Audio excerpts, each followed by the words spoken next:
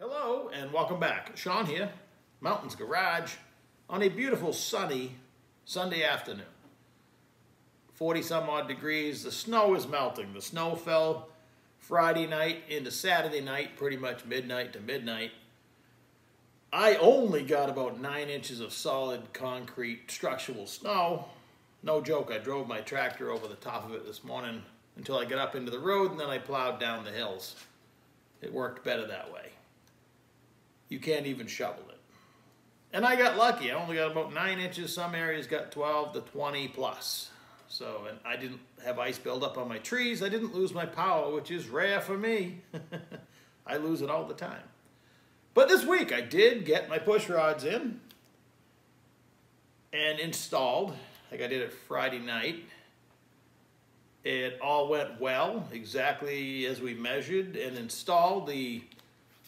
I still checked, I installed them one by one, just like I mentioned, exhaust opening, intake closing procedure. Just go right down the line. I had the valley cover off, so it's easy to watch what the lifter is doing. And I put assembly lube on both ends of the push rod and on the tip of the valve, so that kind of course, I checked each one to make sure it was right. And with the assembly lube on there, it's a little harder to find the exact zero, but I got the hang of it. And it worked out. When I went to order the push rods, Summit Racing was my choice. They had Manly push rods in both sizes that I needed. And these are $100 for 8. Kind of unique. They come in a cardboard box wrapped in rust-resistant wrap. And for the other size, the 7-inch 950,000 length, I went with a set of trick flows. I just put these in my 377 small block, and they're a really nice push rod. And they're $40 cheaper. These were 60 bucks, these are 100. So I saved $40. I could not see the difference, even next to each other on the bench. These come all oily in a plastic bag, 2 different ways of doing the same thing, long term. I guess these would shelf longer than these, but either way, I'm a fan of Manly, and I was having a thrifty moment, and hey, 40 bucks is 40 bucks. So the installation went well. The rockers are, again, right out of one of these ILMOR engines. I got 3 or 4 sets of them. Of course, I checked every one. They're all perfect. And everything appears to function just fine. It's kind of fun when you have the spark plugs out. By the time you get half the engine with the push rods and rockers on, it'll spin the engine over when the valve wants to close. It has enough rotation force and the engine's free enough that it spins right over. So you got to kind of watch for it. But by the time that was when I had one bank adjusted, and when I did the other bank, it kind of equalizes and it doesn't want to turn anymore, but it's kind of unique. And I had 2 of the ILMOR valley covers, and nothing but a stock cover. I actually bought a couple eBay ones, and you put them right next to each other, you cannot tell the difference. However, the ILMOR one on the stand where the factory oil pressure sender goes, they had tapped an 1/8 inch pipe into the side of it that I don't need, and the fitting was kind of loose, like somebody wound it all the way in. So initially I thought I might tap in for my turbos there, but I'll show you when I turn you around that I have other options for that way. So that pretty much rubs out the push rods, and I bolted the valley cover on. A little disappointed in myself. I was going to go to the drill press in the mill and take a Scotch-Brite wheel and do some engine turning on it to give it some character. If I have it off again, I might, but it doesn't really match anything else. Most of it's just dull aluminum, which is a look that I enjoy, so that worked out. So I'm also still collecting parts for my first ever attempt at a dry sump setup, and I didn't have a filter head. Now the dot block, even if it had an internal oil pump provision, which it doesn't, so I had to be dry sump. That's why I went dry sump. The dot blocks, you still have to run an external filter. And I'll show you the fittings and how I had to work through it in my head, which way the oil was going to go in and out of the engine, and how I could tap in for the turbo, etc. But you have to run an external oil filter. And I have somewhere around here a cheap filter head, but thought better of it. Once again, I got shopping, and the Peterson oil tank that I bought, the dry sump tank, is beautiful. And I found this remote filter head. We'll talk about the filter in a minute. So the filter head itself, when I bought the tank, on the outside of the box, there's a little window, little picture. It says, now equipped for primer pump.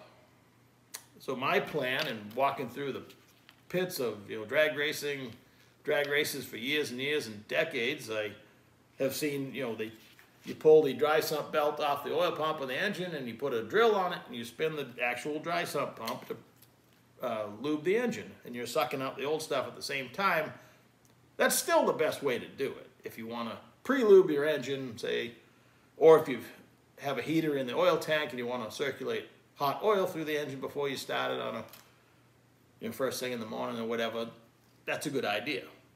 However, this primer that Peterson's talking about, they have it on the filter head. So you don't have to touch the belt or get near the pump. However, you're going to suck oil out of the dry sump tank, and it's going to end up in the oil pan, so you're going to have to roll the engine over to suck all the oil back out to make sure there's oil everywhere. So, mentally you just got to be sure you do that. However, again, it has a nice little 7/16 hex, and if you mount the filter up where you can just pop the hood or whatever, and you're looking right at it, well, that's easy. It has in and out, from the oil pump to the engine block where it's going to hit the main oil galley. It takes a traditional Chevrolet filter. Oh, and the mount itself, they have tubing clamps. This is just a flat mount. It does not come with it. So you got to buy the filter head and then whatever mount you want. The mount has 2 pins that'll clock 360 degrees, which is kind of cool. This stuff is really nice quality. Really expensive, but really nice quality. I was attracted to it. I knew the thread for the traditional Chevrolet oil filter, a 51061 or a 1061. There's a Napa Gold, which is a Wix Gold. The 51061R, the race filter, I mean, looking at it, they look the same. I just have this on here for mock-up and make sure it fit.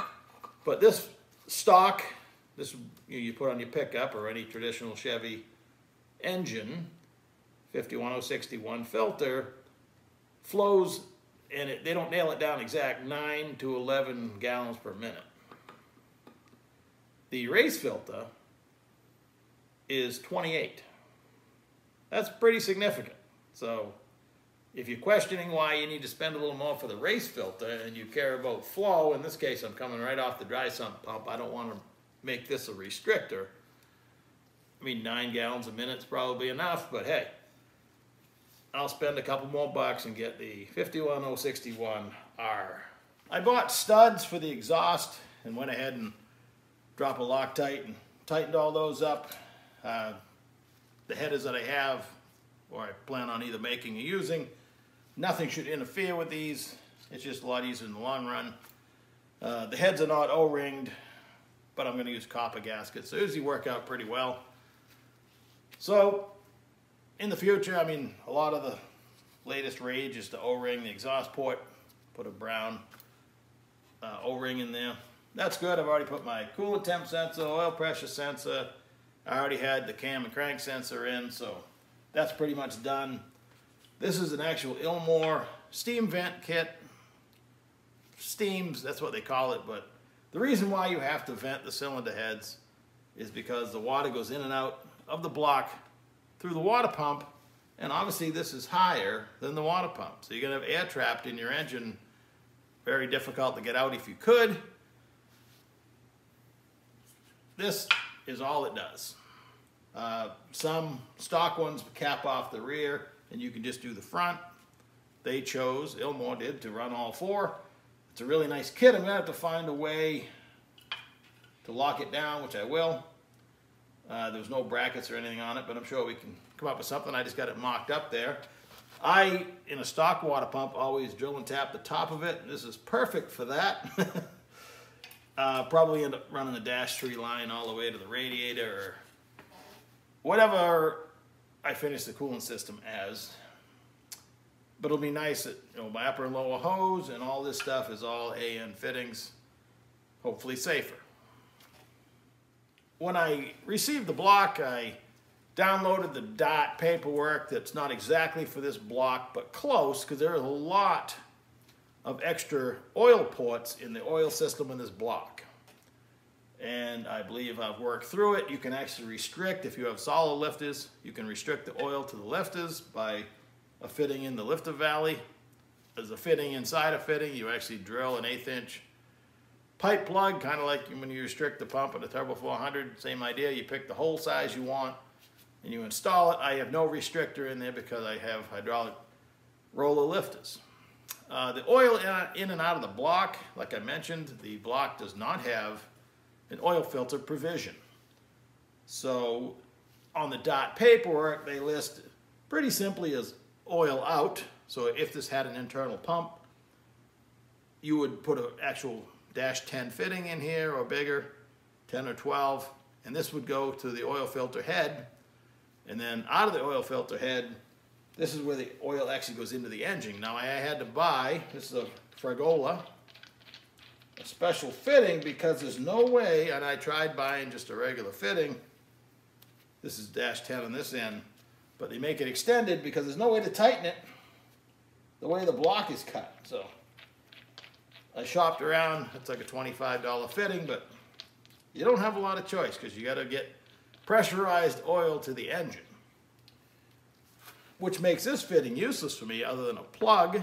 So you can buy these with a 1/8 pipe port in it, and I will tee that off, and my turbos aren't going to be far away.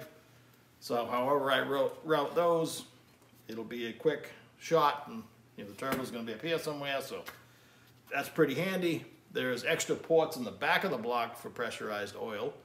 I'll probably run a gauge off one of those, but I mean, I could come around that way, but I had to put a fitting in here anyway, just as easy to make it useful, because instead of oil out, that's just pressurized oil I'm holding in because I'm pressurizing the block back there. Don't know if I mentioned, but when I installed the balancer and I had the engine exactly on top dead center, the balancer's already marked for top dead center.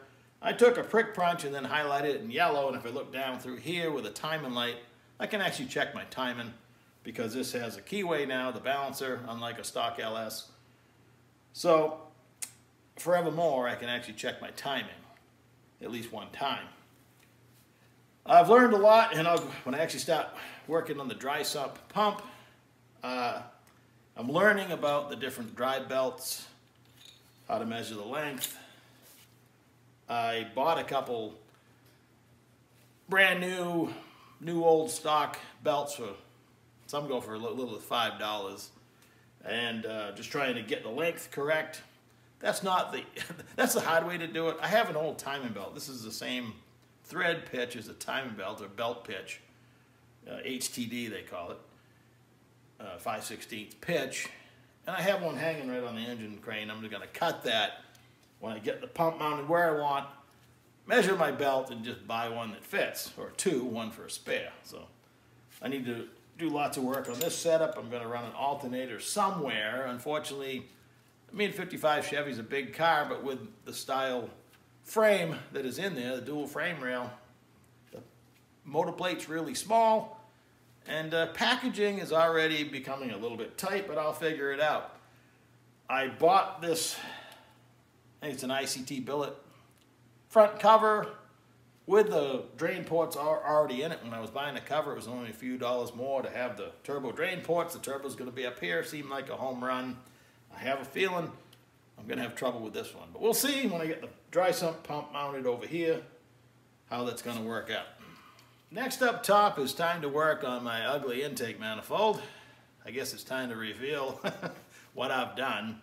So the DOT cylinder heads are unique because they take the O-ring for the intake in the head, and they don't fit too bad. These are genuine GM. And you can see where in the before that ILMOR had them siliconed in. These are genuine GM LS7 intake seals. So 8 of those, you know how much I love silicone, but I'll gently clear silicone them in. And then the manifold.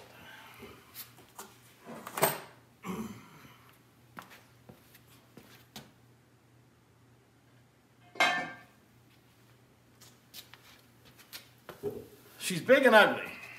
It needs lots of work. It's a raw casting of aluminum. This is when I hang my head in shame. It's a Speedmaster. Black Friday, I bought it for $200.